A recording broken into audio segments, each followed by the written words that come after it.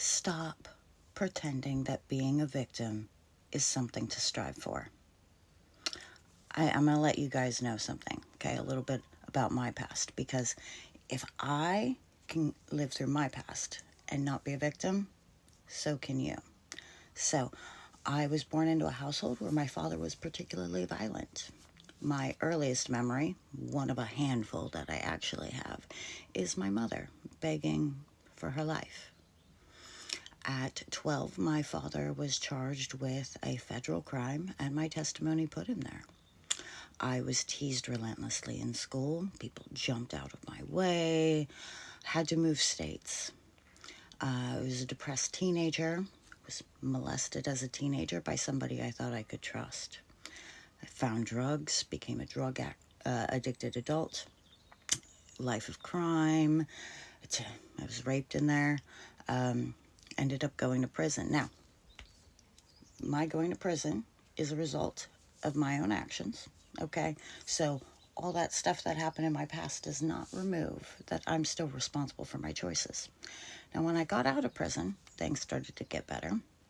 I got a degree. I started getting super spiritual. I wasn't Christian yet. We'll get to that. But yeah, things started going good. I moved to London. I was publishing books. I was like, yes, the hard stuff is over.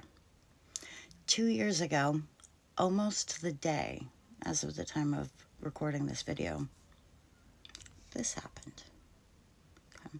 And I remember being in the hospital and 10 days, antibiotics. I was sick. Nobody likes to be in the hospital, especially when you have to be there, right? So all this stuff happened right as I was finishing my degree. I spent the next few months having to borrow money from everybody I knew, living in hotels, being this close to sleeping on the streets. Okay? And I'm still not a victim. And let me tell you why. Because the things that have happened in my life, first of all, did they suck? Yeah, a lot of them did. A lot of them sucked.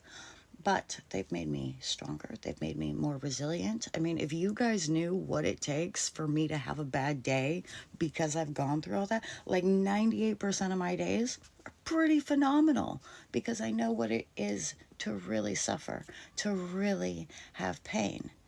And I think that's one of the reasons that I got called back to God, is when you have suffering in your life, a deep, profound, decades long suffering, you start to understand why Christ's suffering was such a big deal, like really what he went through. So even if you're not religious, okay, because I wasn't always, you'll get there or you won't, no judgment. But this idea that because something bad happened to you, society's against you, it's silly. It's silly. You can be a victim in the way that, somebody comes and mugs you and you're a victim of a crime, but not one of us is a victim of life. And I know that because if anybody could wear that moniker, it would be me. Because I only gave you guys the snapshot.